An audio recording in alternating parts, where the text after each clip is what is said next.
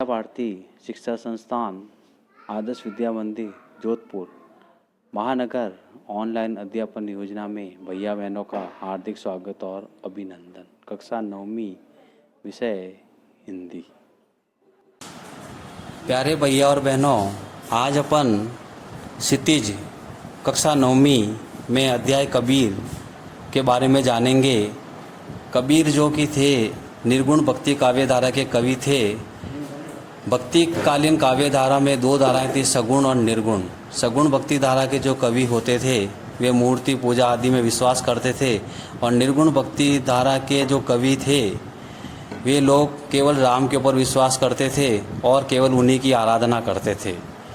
कबीर के जन्म और मृत्यु के बारे में अनेक किंवदंतियाँ प्रचलित है। जो पुरानी बातें ध्यान में लिखी हुई थी उनके बारे में प्रचलित है। कहा जाता है कि सन 1398 में काशी में उनका जन्म हुआ और सन 1518 के आसपास मगर में इनका देहांत हुआ। जाति से ये जुलाहे थे।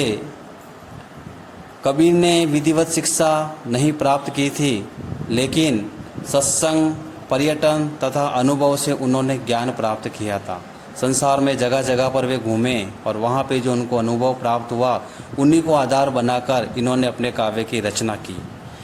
भक्तिकालीन निर्गुण संत परंपरा के प्रमुख कवि कबीर की रचनाएं मुख्यतः कबीर ग्रंथावली में संग्रहित है, किंतु कबीर पंथ में उनकी रचनाओं का संग्रह बीजक, जिसको अपन बीजक के नाम से जाना जाता है, उसमें इनकी सारी रचनाएं आई हुई है।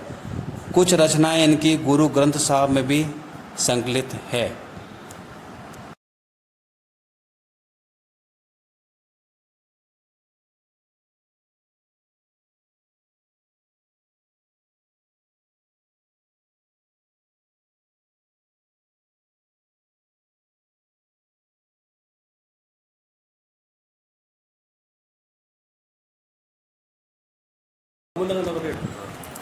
कबीर अत्यंत उदार, निर्भय तथा सद्गृहस्थ संत थे।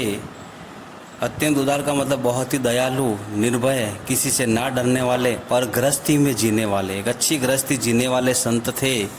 राम और रहीम की एकता में विश्वास रखने वाले कबीर ने ईश्वर के नाम पर जितने पाखंड चल रहे थे, हर तरह के पाखंड, भेदभाव और कर्मकांड का इन्होंने पूरी तरीके से खंडन किया, उनका विरोध किया कि संसार के अंदर जितने पाखंड चल रहे हैं, जितने भेदभाव चल रहे हैं, जितने कर्मकांड लोग धर्म के नाम पर कर रहे हैं, उन सब का इन्होंने विरोध किया।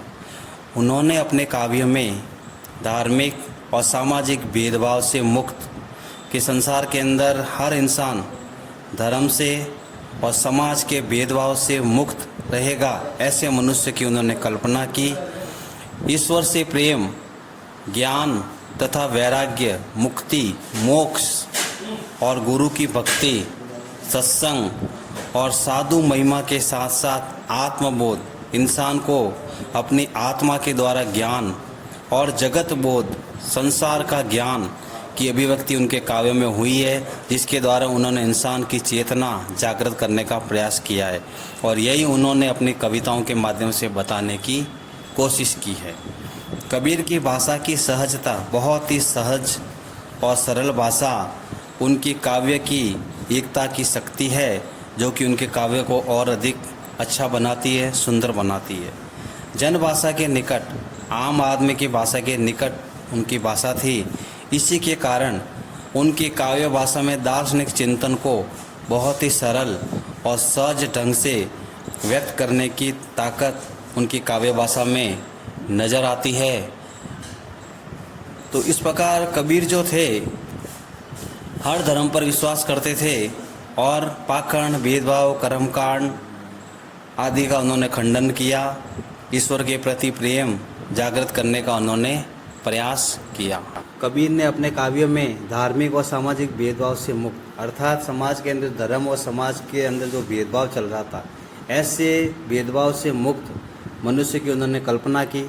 साथ ही अपनी शिक्षा के द्वारा ईश्वर प्रेम, ज्ञान तथा वैराग्य को भी कबीर के द्वारा जो ये साखियाँ इस पुस्तक में दी गई है, इन संकलित साखियों के अंदर प्रेम का महत्व, कि संसार में प्रेम का महत्व कितना अधिक है, प्रेम के द्वारा हर वस्तु प्राप्त की जा सकती है।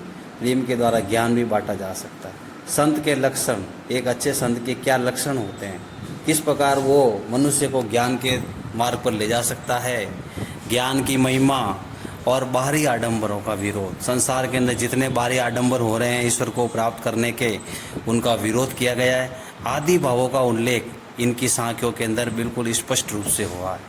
पहले शब्द पद में बाहरी आडंबरों का विरोध हुआ है और अपने ही अंदर ईश्वर की व्याप्ति का संकेत है कि हर मनुष्य के अंदर ईश्वर मौजूद है। केवल मनुष्य उस ईश्वर को ढूंढ नहीं पा रहा है, उसको ढूंढने के अनेक जतन कर रहा है, प्रयास कर रहा है, बाहरी आडंबर कर रहा है, जबकि हर इंसान के भीतर ही ईश्वर मौजूद है। अगर मनुष्य सच्चे मन से ईश्वर को ढूंढे तो वो ईश्वर उसे प्राप्त हो सकता है। दूसरे शब्द में ज्ञान की आंधी, कि ज्ञान की आंधी जब चलती है तो अज्ञान रूपी अंधेरा अपने आप समेट जाता है। ज्ञान की आंधी के रूपक के सहारे ज्ञान के महत्व का, कि ज्ञान का महत्व संसार के अंदर कितना अधिक है। कबीर कहते हैं ज्ञान की सहायता से मनुष्य के अंदर जो कमजोरियां होती हैं, जो दुर्बलताएं होती है, वह उनसे मुक्त हो जाता है, उनसे पार हो जाता है। इसी पद के अंदर एक शब्द आया हुआ है साखी। साखी शब्द का मतलब होता है साक्षी, अर्थात गवाही। जो इंसान प्रत्यक्ष रूप से किसी चीज़ को देखता है और उसका प्रत्यक्ष वर्णन किसी के सामने करता है तो वह साखी कहलाता है, अर्थात वो उस चीज़ को स्वयं देखता है। तो कबीर ने संसार के अंदर जो भी चीज़ देखी, चाहे बाहरी आडंबर हो, चाहे कर्मकांड हो, उन सारी चीज़ों को, संसार की बुराइयों को उन्होंने अपने काव्य के अंदर प्रस्तुत करने का प्रयास किया गया है। इसलिए अपन कबीर के पदों को साखी, साखिया कहते हैं। और इन साखियों के माध्यम से कबीर ने हर इंसान को ज्ञान की तरफ जोड़ा, बाहरी आडंबरों का विरोध करने का बताया और ईश्वर से इंसान कैसे जुड़ सकता है, कैसे अपने अंदर